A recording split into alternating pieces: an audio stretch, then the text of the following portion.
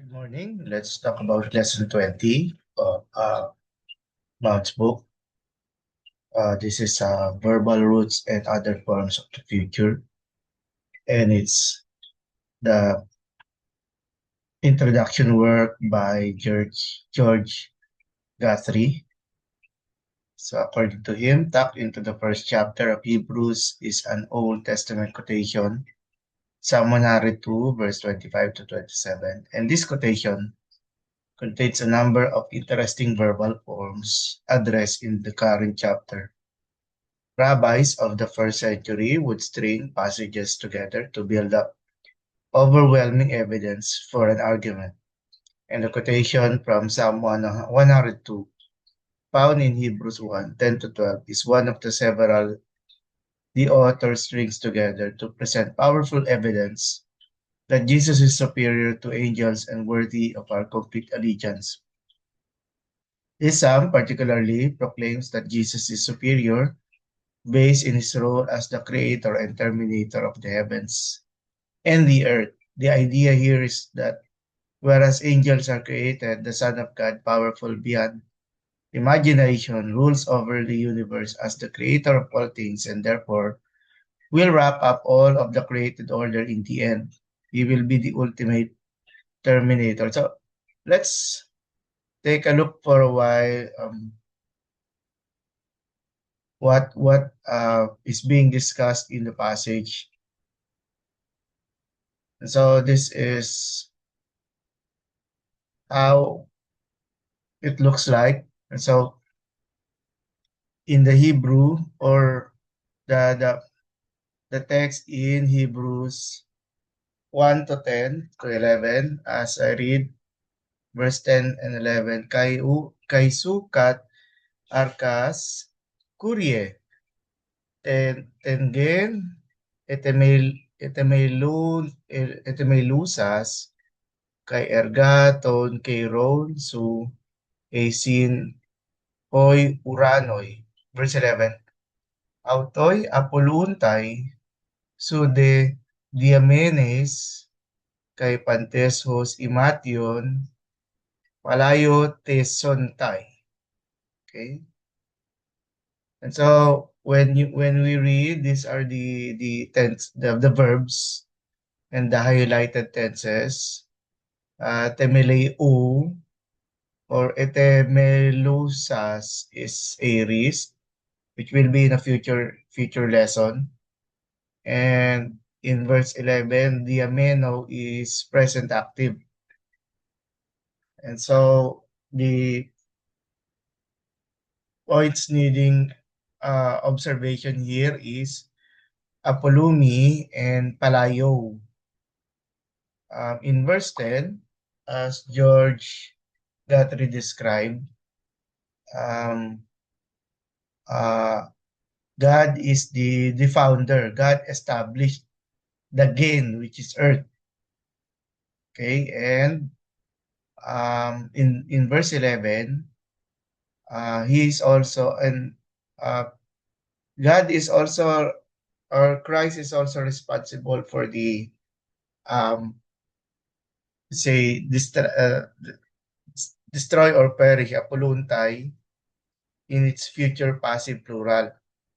And palayo become old or become obsolete. So when we read verse 10, and you at the beginning, Lord, established the earth and and the works of your hands are the heavens. Verse 11, they will perish, but you will remain, and all things as or like a cloth that will become old. So going back to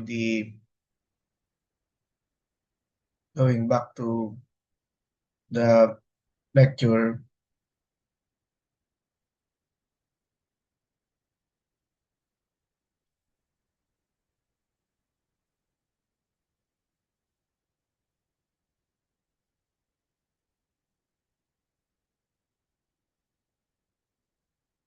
And so, in his later explanation, notice especially the part of the psalm beginning in Hebrews 1:11, which deals with the wrapping up of the created order at the end of the age. The users of the future here are predictive or sa predictive future, in that they tell what will happen at the end of the world. The psalm states of the heavens and the earth, they will perish.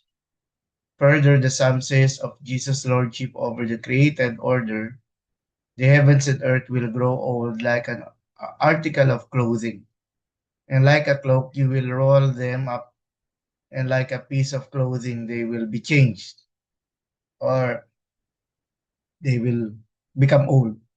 Even though Jesus made his creation stable with sturdy foundations, he never intended the creation to last forever. In fact, the heavens and the earth, like an article of clothing, one day will wear out to the point that they have to be rolled up and packed away because they no longer are useful. Think of that old sweatshirt in your closet that is falling apart. Jesus is so awesome in his power that he is the one who will do that. Unlike the creation, he is the same and his years will not end. As the eternal Lord of the universe, one was the power to create all things and to wrap them up in the end. Jesus, the Son of God, is worthy of our worship and the full commitment of our lives. So going back to our lesson, verbal roots and other forms of the future. So the overview for today's lesson, this chapter you will learn the difference between the verbal root of a verb, which is its most basic form, and the stem of the verb as it appears in a certain tense.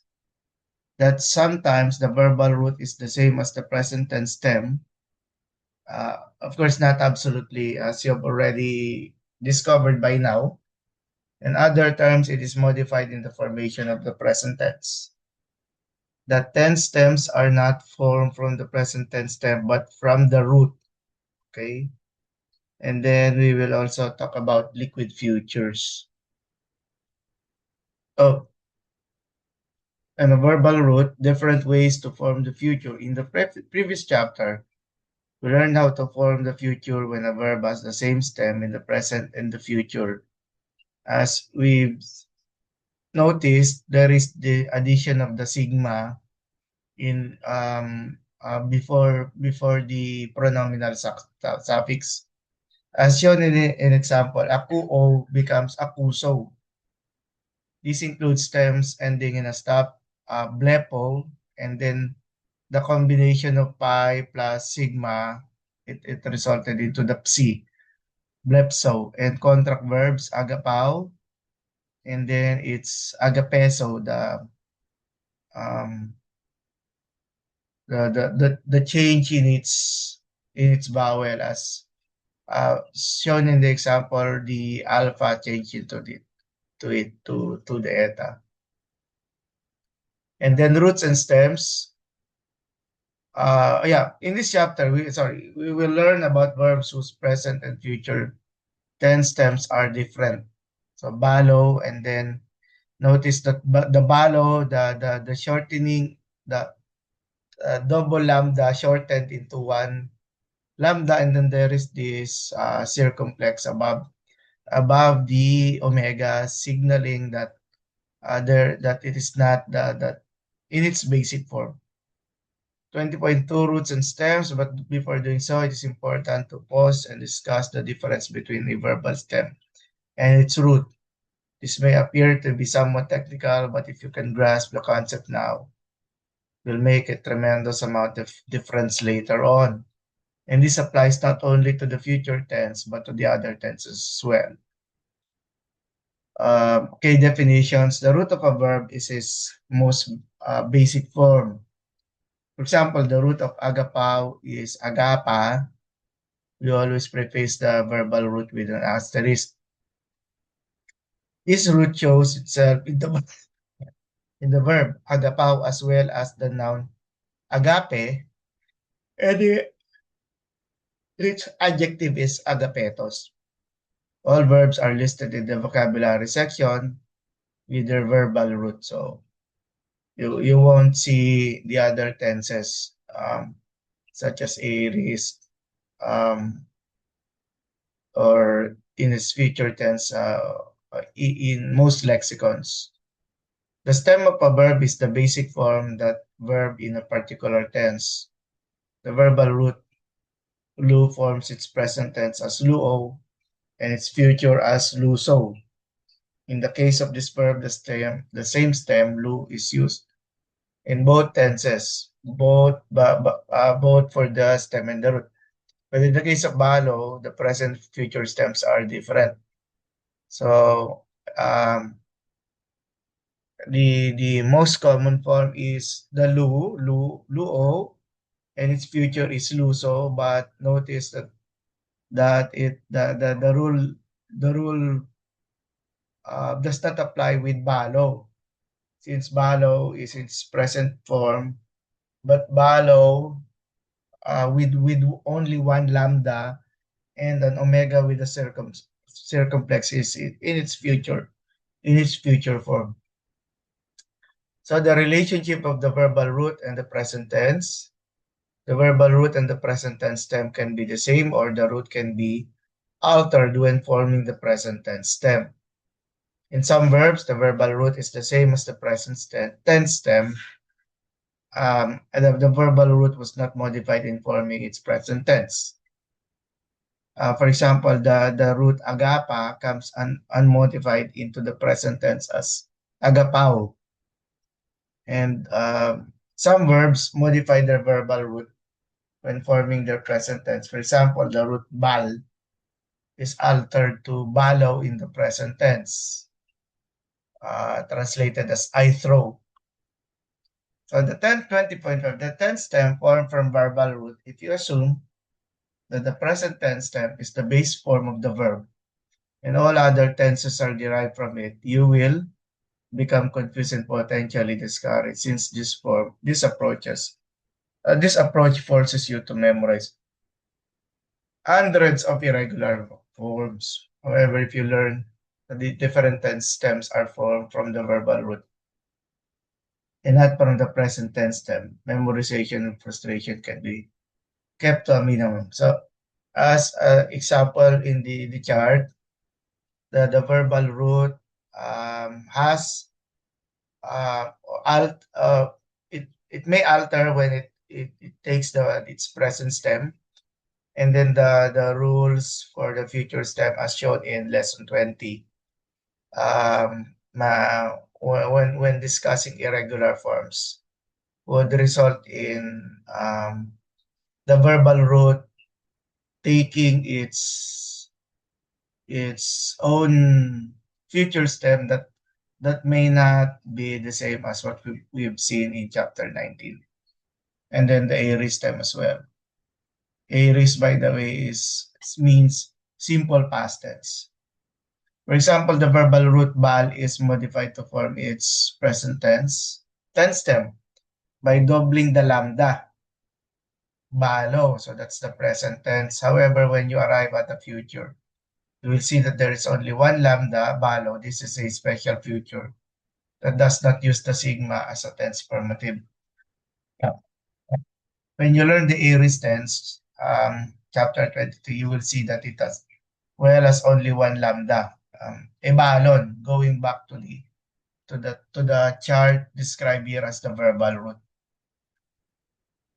And so this may not sound significant right now, but you must realize that the present tense stem is the most irregular tense stem of all.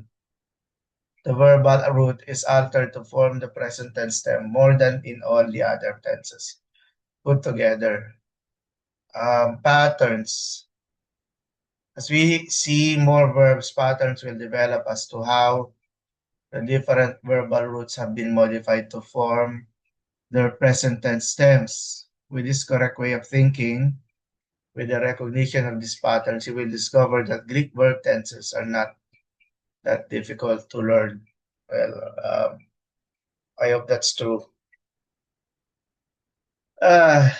Memorize the patterns, not the tense stems. So this is Well, perhaps the reminder is still not late since we're still in Greek 2. Our discussion of tenses move from the present active, the present passive, middle, and now for the future tense. So the pattern one, root not modified, these tense stems are formed regularly, the root being visible in each tense stem.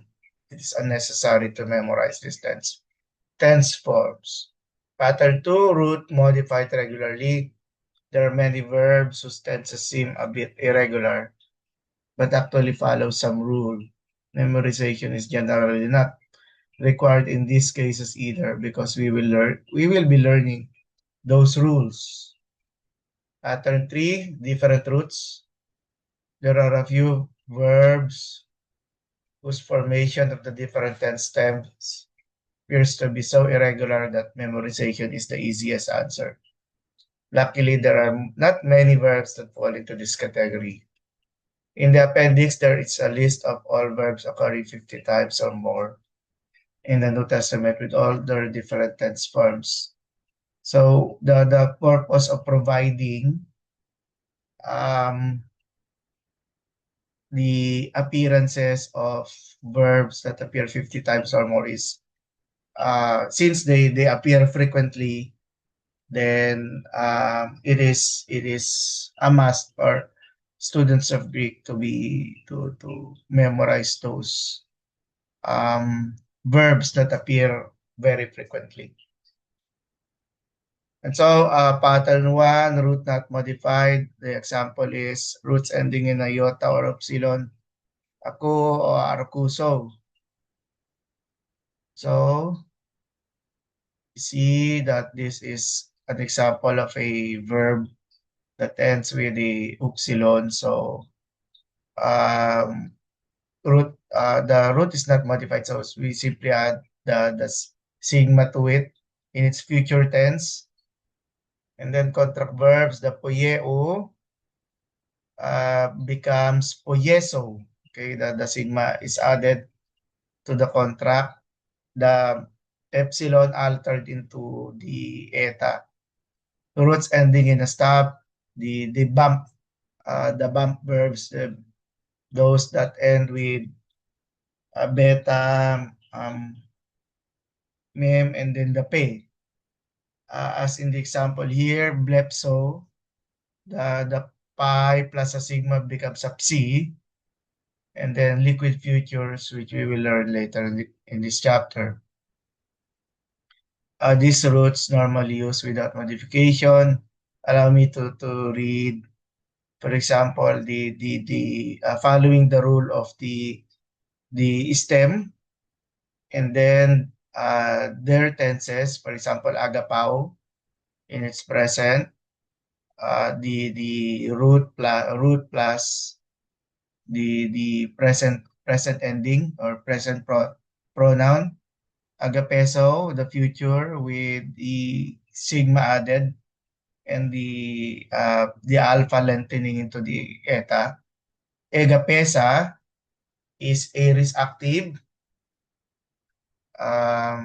Egapeka is perfect active. Egapemai is perfect middle, and then egapeten, aorist passive. So notice the addition of the prefix, or rather the altering of the first vowel from alpha, it changed into the eta. Okay, so there is this lengthening uh, in most forms of the aorist, although this is for chapter 22. Most forms of the aorist, they would be adding the epsilon in its uh, um, before the first consonant. But here, since agapao begins with the alpha, and so instead of using the epsilon, it lengthened into the use of the eta. And so, in summary, in all these tense forms, you can see the same verbal root, agapa. Pattern 2, root modified regularly. The roots in this category are modified in regular ways in the formation of their present tense stem. In most of the cases, knowing the pattern is sufficient for recognizing an inflected form. However, in a few of the cases, it may be easier to memorize a certain form. These roots fall into three basic subpatterns. First one, roots ending in a stop. Roots that follow this pattern end in a stop, but unlike the roots in 1C, these roots are modified in the formation of the present tense stem. So this is the iso and the azo verbs. The present tense stems of verb that end in iso or azo are generally formed from roots that actually end in adental. For example, baptizo, I baptize, is from the root baptid. The final letter of the verbal root was changed to zeta to form the present tense. So it forms the future. Baptizo becomes baptizo. So notice that if it's the ending, the root is baptid, so baptid plus so the delta dropped off, resulting into just the sigma. Remember, dentals drop out before a sigma. And then aso verbs. So there is this doubling of the sigma and then the suffix, which is omega, first person, singular. And so the end in aso are generally formed from roots that actually end in a velar.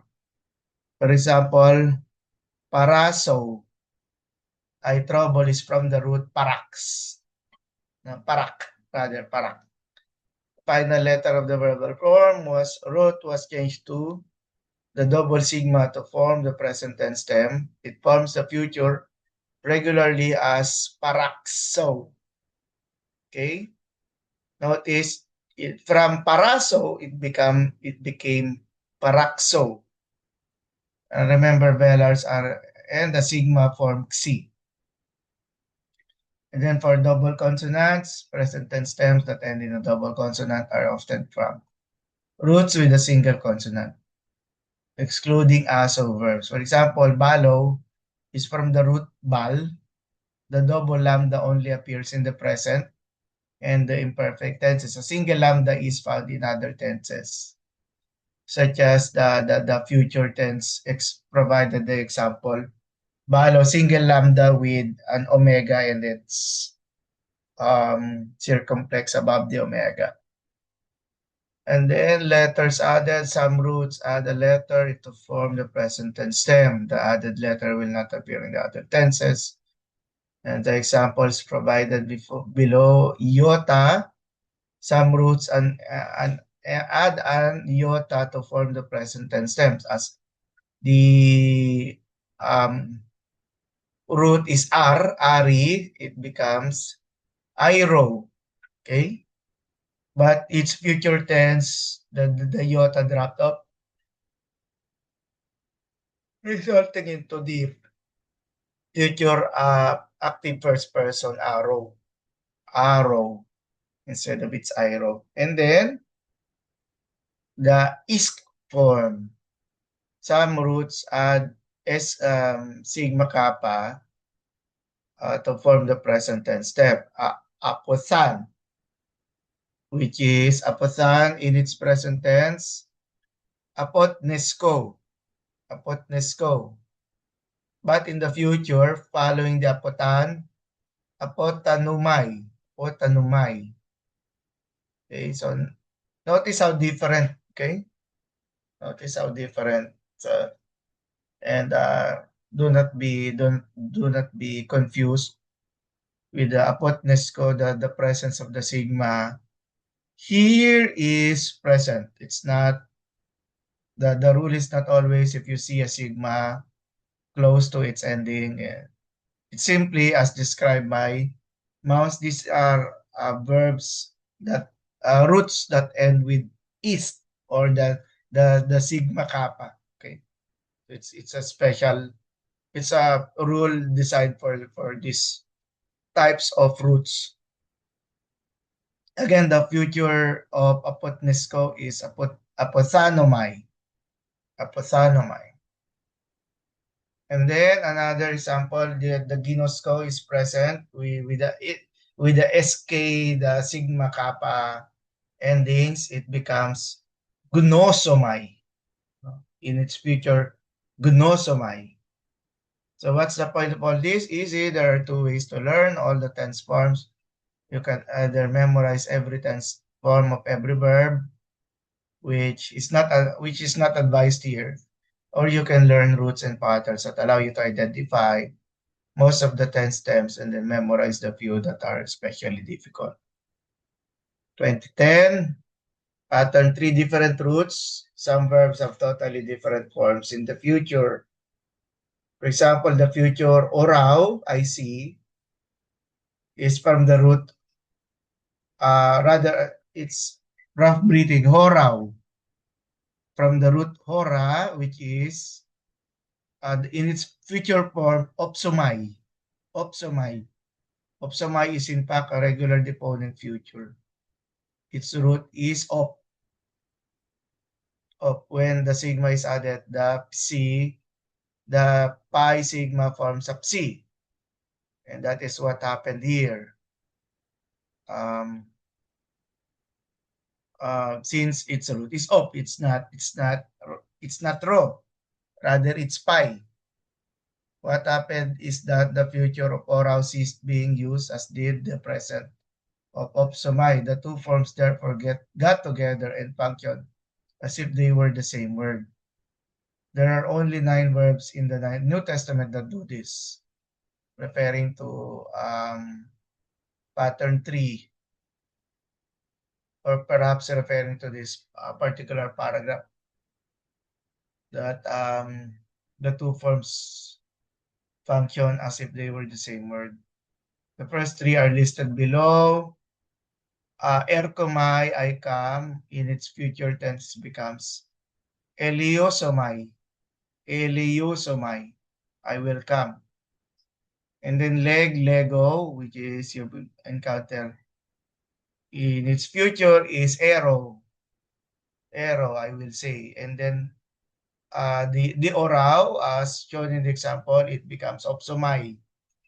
In the future, I will see. Most of the time, when a future tense is deponent and the present is not, or vice versa, the verb uses different roots to form the present and the future, like ora, hora, and op. 2011, the ablot, we have already seen in some nouns that their vowels change their length or even drop out. The pater and the patros, the same can happen with verbs. For example, the root apothan loses its stem alpha in the formation of the present tense stem.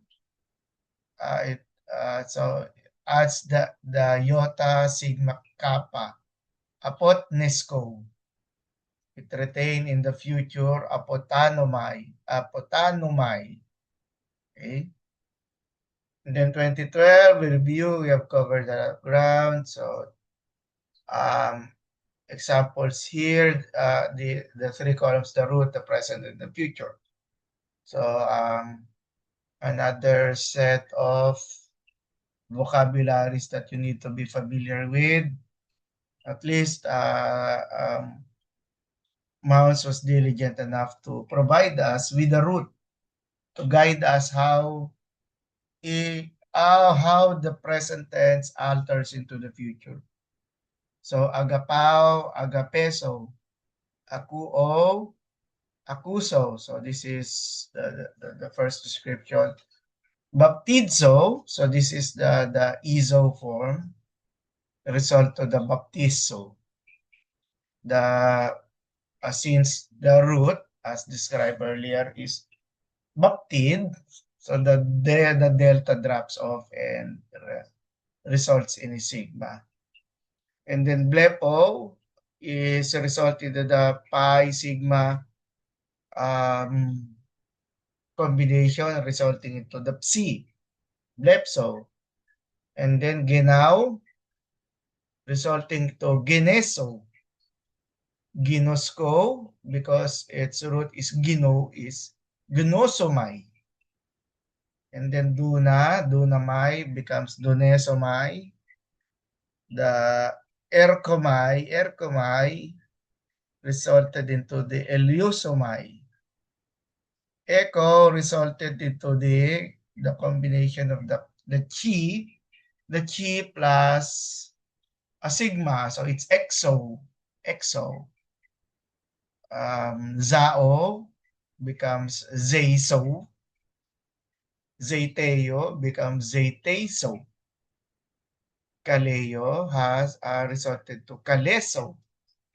And then laleo is laleiso. Laleiso. The lengthening of the epsilon to the eta. And then lego is aero. This is the type 3. Yeah, this is the type 3.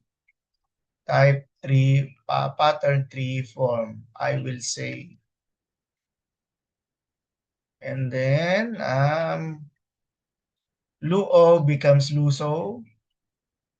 Orao becomes opsomai. Pisteo is pisteuso. Pleiruo is pleiruso. Pleiroso, if that's the proper way of pronouncing it. Poyeo becomes poyeso. Poreomai becomes poreosomai. Proskuneo becomes proskuneso. Sunago is sunakso. Sozo is the zeta dropped off. It becomes sozo. Sozo. Tereo becomes tereso. And then a few more about liquid future. Liquid verbs are regularly formed verbs belong to pattern 1. However, they use a slightly different tense formative. The consonants lambda, mu, and the nun and ro are called liquids because their air flows around the tongue, or the sound goes through the nose when pronouncing the letter. If the last letter of the verbal stem is a liquid, that verb is called a liquid verb. So future active tense stem plus tense formative with a S, with the epsilon sigma plus a connecting vowel. The example here is Omicron. And then the primary active personal endings. So this is menesomen. The menesomen, since this is a liquid, the example of a liquid verb, menomen. Menomen. Notice that the Omicron sigma dropped off. Instead of adding a sigma followed by the connecting vowel, a liquid future adds S, epsilon sigma, and then the connecting vowel. However, a sigma does not like to stand between two vowels, so it drops out and the epsilon and connecting vowel contract. So menesomen becomes menomen. Not the meneomen. This different way of forming the future does not affect the verb's meaning, only its form. And then 20.16, examples of the liquid in its future tense. Mene is for its present active, menomen, menete, menosin. And then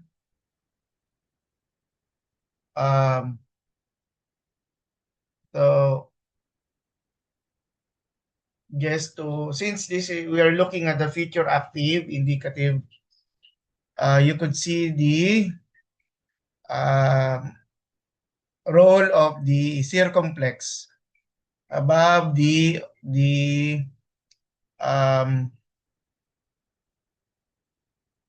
the prefixes, no? So meno with the circumflex, I will remain. Menes, you will remain. Mene, he, she, it will remain. Menomen, menete, menosin. So again, they appear to be in the present active, but since these are meno is an example of a liquid verb, so the um, the prefix, the pronominal, sorry, not the prefix, the suffix. The suffix is indicated with the circumflex above. And then, okay.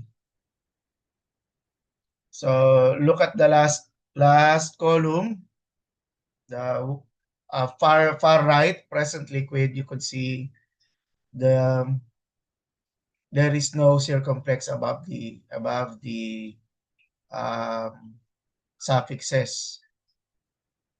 Chart your active tense stem, tense formative, the uh, epsilon sigma plus connecting vowel, meneso, meneso, metha.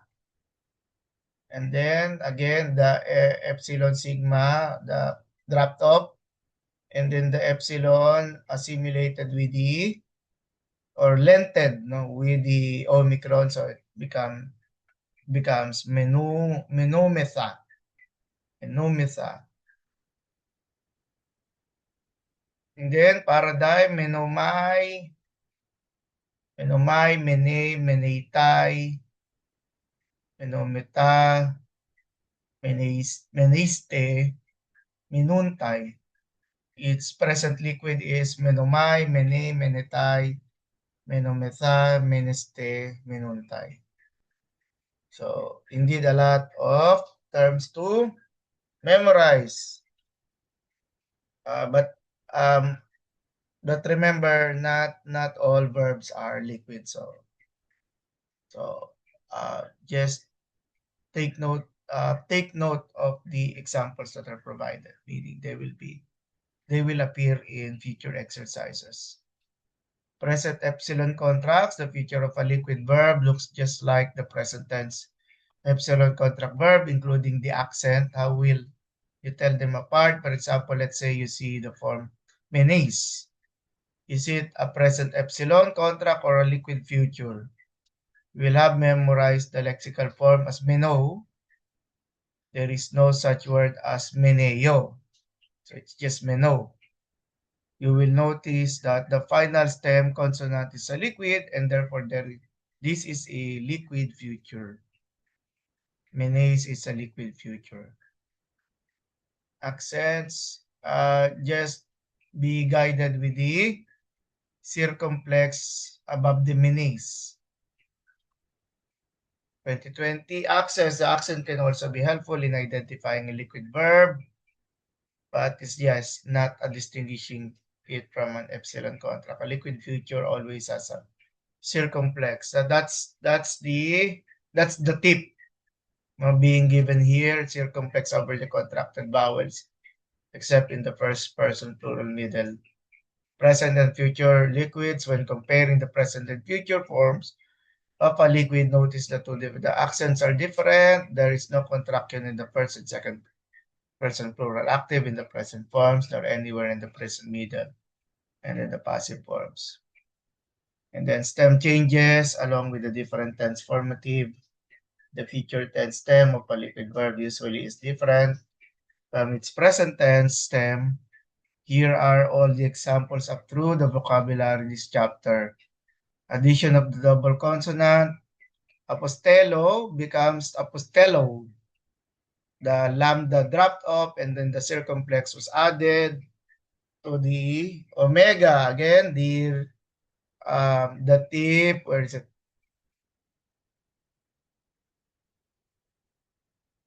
Yeah, this one. 20.19b. No? You will notice the final stem consonant. 2020. A liquid feature always has a circumflex over the contracted vowels. Okay. So balo becomes balo with the circumflex and the lambda dropped off. Ekbalo becomes ekbalo. And then Airo becomes arrow. And then Apokteno becomes Apokteno with the circumflex. Egero becomes Egero. Egero. The iota in the center dropped up and provided with a circumflex above the omega. And then different roots, Lego becomes arrow. Only two liquid verbs so far show no change. Crino, and then crino, instead of its accented iota, it becomes an unaccented iota plus a circumflex above the omega. And then meno is meno with a circumflex.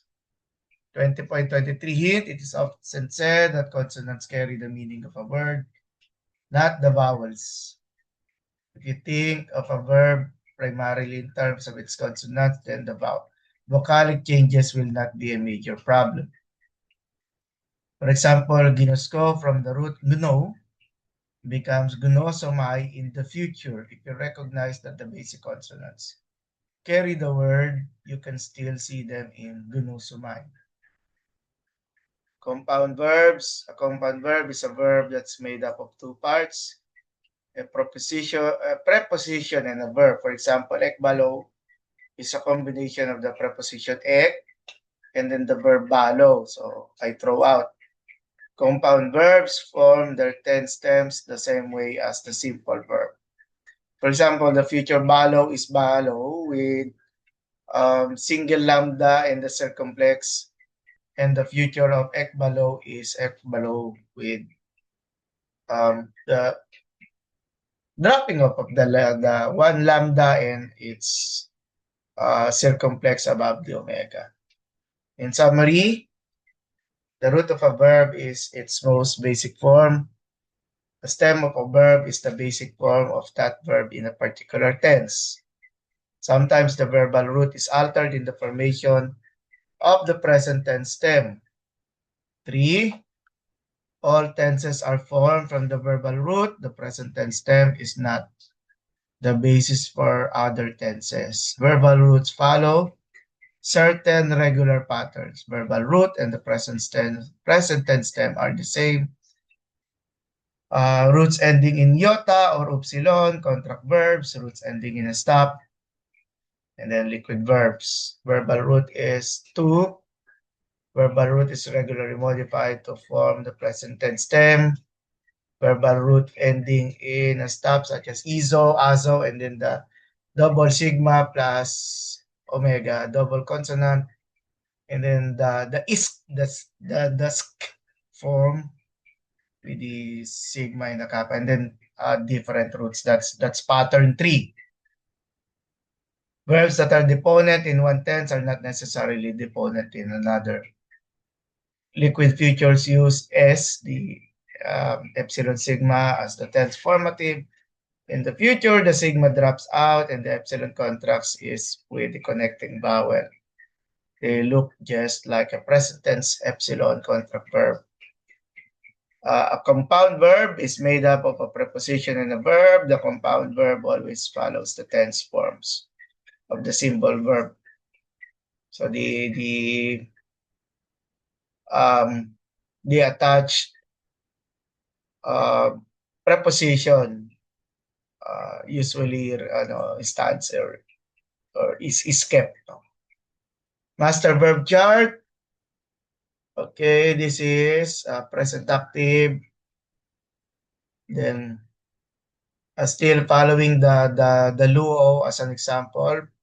Present active is luo, present middle, luomai, future active, LUSO, the addition of the sigma, liquid future active, MENO, and then future middle, Poreo, Sumai, liquid future middle. So this do not follow this does not necessarily follow the Luo example. Another set of vocabulary to memorize. Part of some of them you're already introduced to. I raise up or take away. And the future is arrow with the circumflex above the omega. Apocteno, I kill. Apocteno, there is this circumflex. Apostelo, the dropping of one lambda, and then the circumflex above the omega. Baptizo, and so this is the zeta changes to sigma baptizo.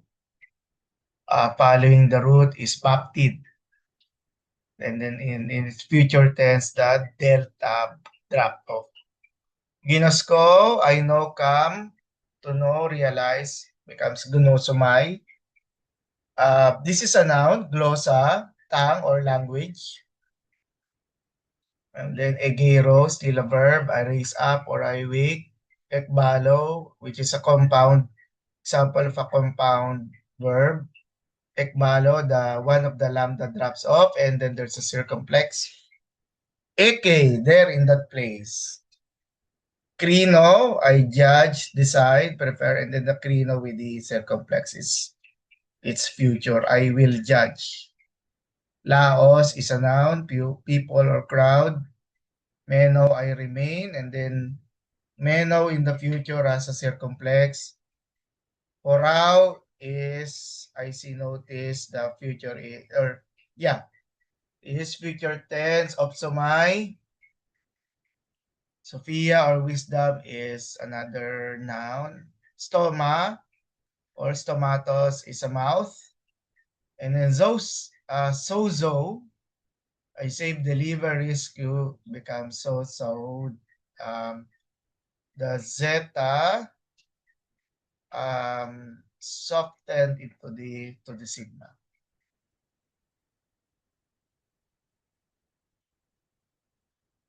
Okay, just a quick reminder of your exercises.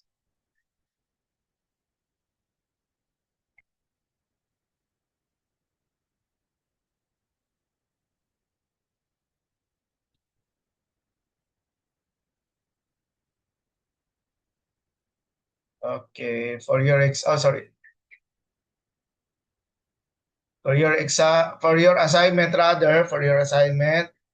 focus just on the warm-up, okay? Focus on the warm-up. Each student will work out on these warm-ups. You do not need to work on the translation and then the additional, but of course you are free to work on it as you wish. For now, this is where our lesson ends. Yeah, thank you for your patience and your continuing desire to learn more of this course. Again, this is Edwin Don Seriaco saying Shalom. Peace be with you.